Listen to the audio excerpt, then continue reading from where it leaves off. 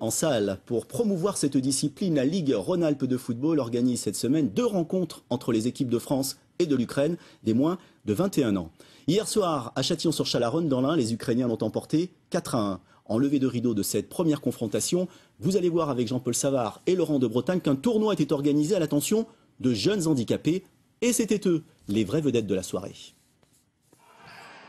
Entre la France et l'Ukraine, le jeu est technique, rapide et précis. Il impressionne d'autant plus le public de Châtillon que les Français ouvrent le score en première mi-temps. Ces spectateurs sont des privilégiés. Ils ont rencontré les tricolores avant le match. Ils nous ont salués, ils nous ont dit bonjour, on leur a dit bonne chance et autres. C'était un très bon moment. Un bon moment, oui. Bon moment.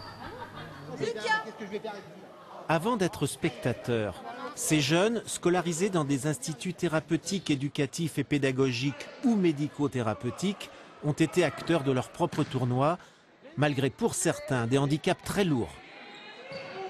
Donc c'est des enfants qui sont porteurs d'un handicap mental et du coup la plus grosse des difficultés pour ces enfants c'est déjà d'arriver à se repérer au niveau du temps et de l'espace. Mais après ce qui est important pour eux c'est toujours de marquer un but. Et si on marque un but on a toujours l'impression d'avoir gagné le tournoi finalement. Ils ont marqué là? Pas encore mais j'ai bon espoir que ça arrive. Bonne nouvelle, l'espoir qui fait vivre fait aussi marquer des buts. Je vois ce soir des enfants qui avaient du mal à courir et puis à toucher un ballon. Maintenant arrivent à le faire. Au bout de 3 années, je trouve que c'est extraordinaire. Ces progrès sont favorisés dans l'Ain par le FC Bourg-Péronat qui parraine le sport adapté et par le district de football qui lui ouvre ses organisations. Voilà, il y a vraiment une relation très sincère et particulière qui touche beaucoup nos sportifs et les bénévoles du sport adapté également.